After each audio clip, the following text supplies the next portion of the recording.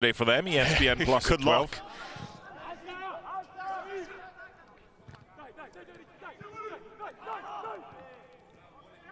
What a ball that was, though, Mark. And, you know, Rodrigo de Paul is one of these players that has been linked now for a few seasons with a big club. He used to be at Valencia, but that was when he was young. He still has a bit of an issue in his game where he can be a hothead at times. Here's Molina again. Who is this player? Striga Larsen. De Paul. Wallace wanted. Was ignored. Pereira. Okaka. Some good stuff here from the visitors. And mopped up, but poorly. Man down, so play stops. That's one of the things that I picked out with the Benevento 11, that there is a bit of a lack of creativity in that midfield. And you could say the opposite for Udinese with the likes of Rodrigo de Paul running the show.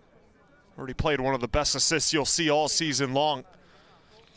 Perfectly onside. He's being kept on by Kamil Glick. I wonder if he would have just been maybe a millimeter off. Had it not been for Glick being out of position with the rest of his line. Great finish. It was a finish worthy of the pass that came to him.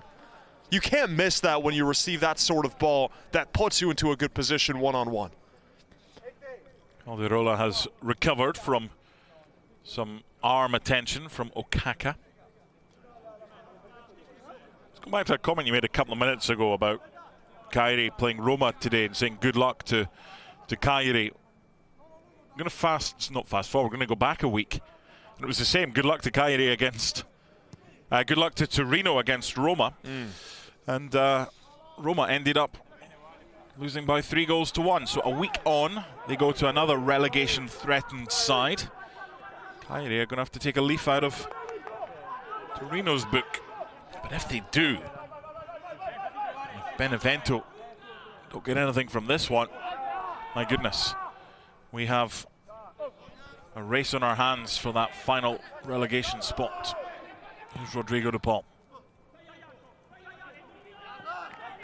Too much for Togi Arslan.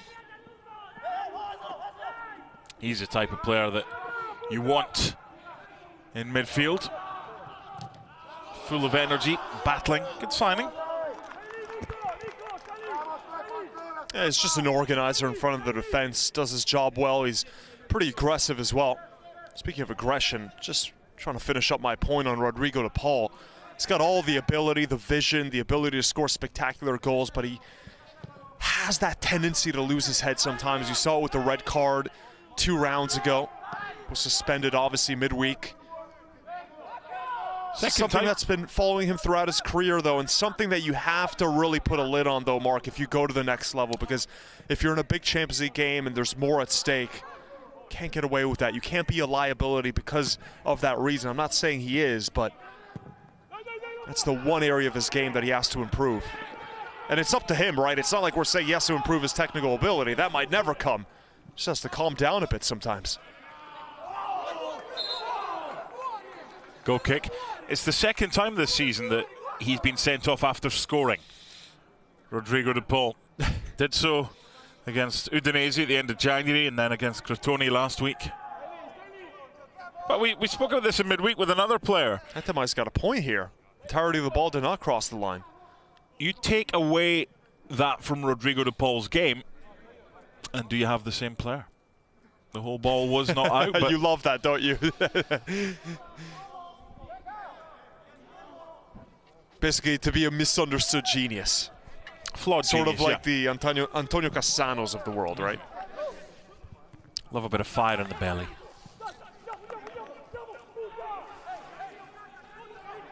Head to mine.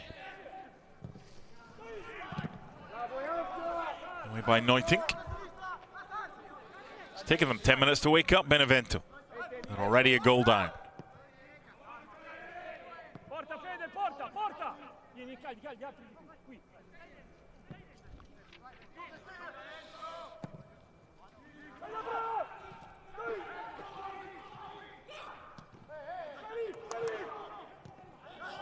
Arslan. Ball 1, no foul. Viola. Belated whistle.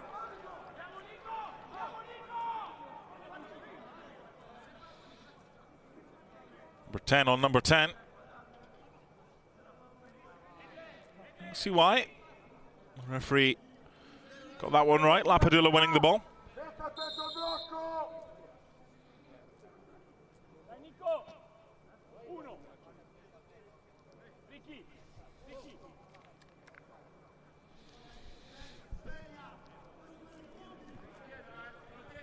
And the sides met earlier this season, just a couple of days before Christmas Day. Benevento winning 2-0 at Udinese. Caprari and Letizia. It's only the second top flight meeting that's taken place at Benevento.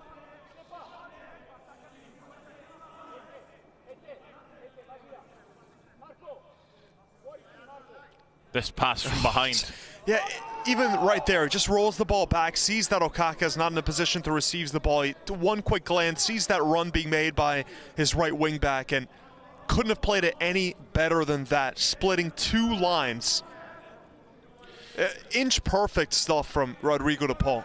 That look could make you maybe think, was that aimed at Pereira? However, the pace on the ball, the pace on the ball was designed, I think, for Molina. That was a what a downer, Mark. Well, you've got to be devil's advocate at times. No, you don't. Just enjoy it.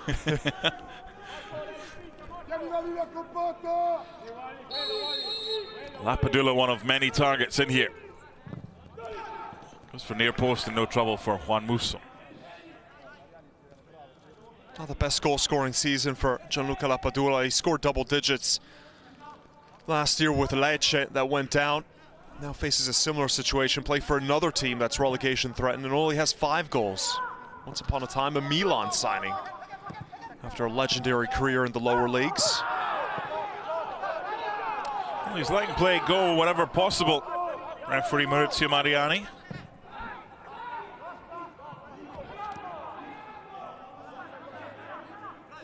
First time Benevento came up, he actually finished 5th in Serie B, but beat the 7th place team Carpi on aggregate. Marco Baroni was sacked. Roberto Di Zerbi came in. Now it's Sassuolo, of course. And they lost their first 14 games in the top flight. Yeah, and then a goalkeeper scored to get them their first ever points. And they went down. Never forget that moment. It was against Milan. Yep. Beautiful header. Brignoli was the goalkeeper. I think that was the last time a goalkeeper scored in City, huh? Was, yeah, we checked that the last time. Yep. Don't really have much of a life if you can't tell. Here's Arslan. Support from Striga Lars.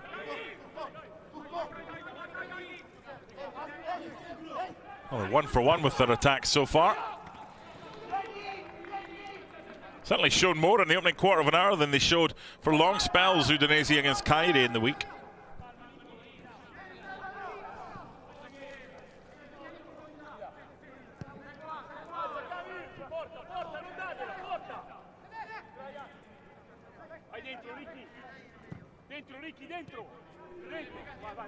Goal scoring has been a problem for the home side this season. Just 35 goals. Only Cagliari and Parma have scored fewer.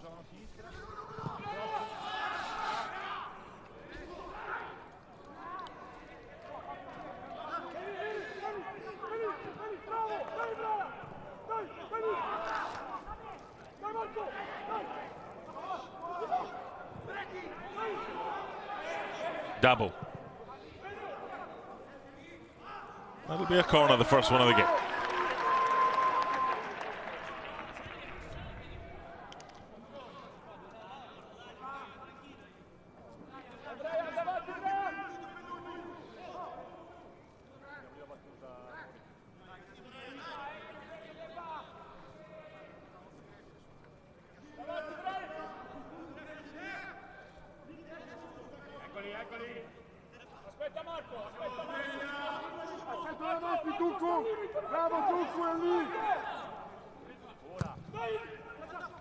Good area, big chance here. That's some save by Musso. I think it was Kamil Glick. It was, big defender. On the half volley. It's actually a really good strike here. He slices through that ball, and that is a really good save by the keeper, Montipo. had to react so quick. That ball was coming in with a lot of heat. Struck it well. Good technique from the center back, Glick. Well, he hadn't scored since 2015 and he's now scored a couple of goals in the last few weeks. Second corner not as effective.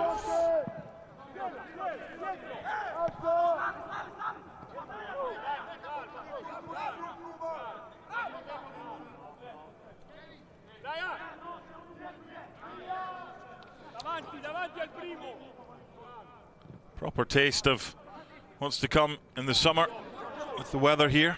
68 degrees and rising.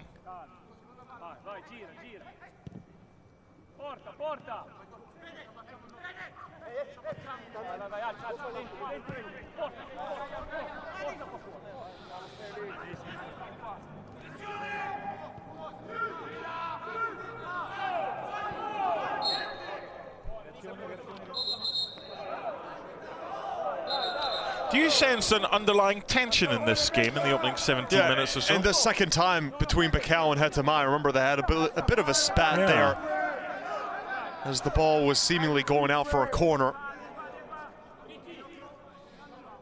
The referee calming things down between the two.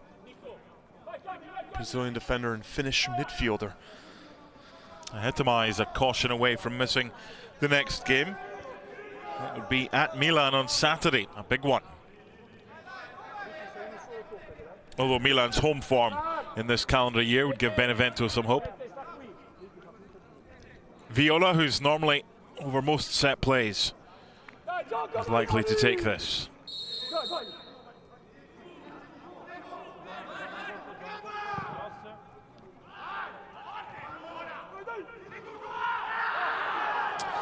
Difficult one, that. Was it low head, high boot, advantage? And the referee now comes back. It's been an indifferent start to this game for Maurizio Mariani. I mean, that's a high boot. He's come back for the high boot, having let play continue for a good 5-10 seconds. No wonder Viola and co are confused. That's good to see Marco Sal back in Serie A, tail end of his career. Had a really good spell with Cagliari, but those injuries really stunted a lot of the good work that he was doing. Went back to Serie B. But a player that has a lot of good technique, good second striker.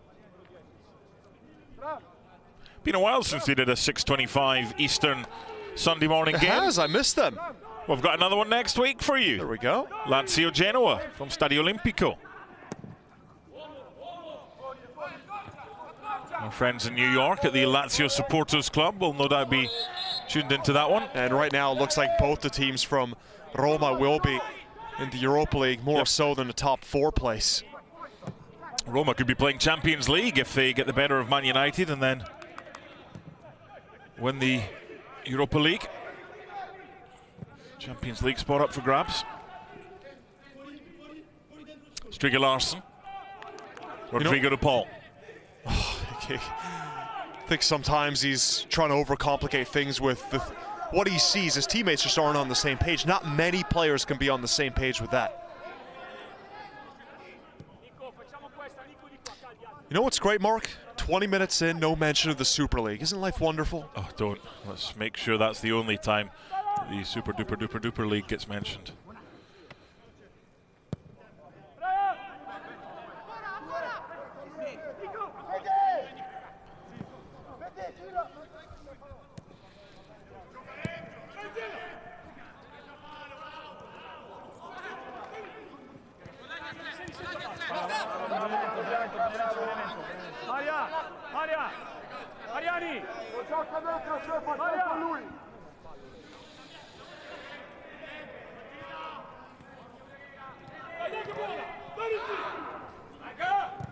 Improta. Always one the goalkeeper has to pay attention to.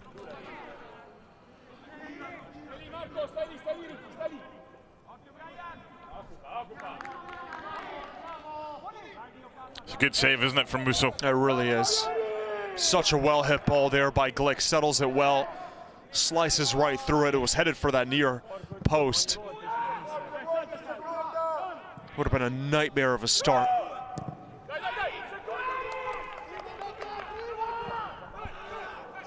He got caught there, Marco Sal. I think it was unintentional.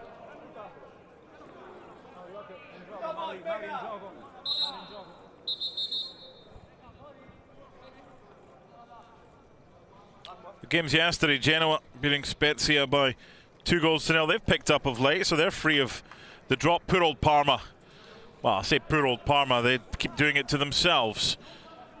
Losing 4-3 at home to Crotone, having got back into it, having trailed by 3-1. Yeah, the hamstring went there, Mark. Marco Sal mentioned it twice already, the injury history of this player.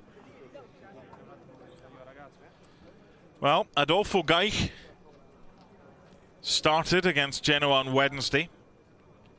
Alongside Lapadula, he'd be the obvious switch. Scored against Juventus. He did, he got the winner last month. You don't mess with a hamstring.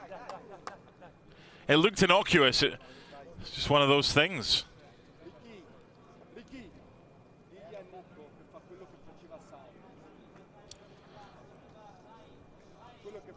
Also have Roberto Insigne on the bench. Of course, Lorenzo's brother. Started the season well.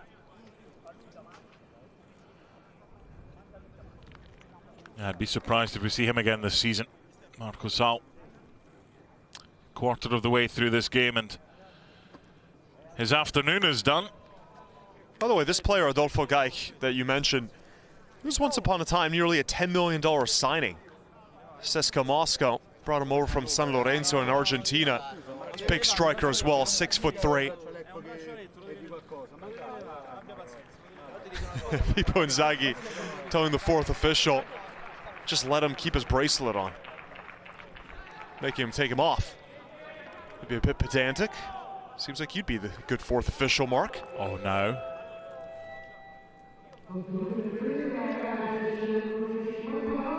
It's a different look now. You lose a second striker, you add a big presence to lead the line. I think Lapadula is going to be the one who's just playing right in line. Yep,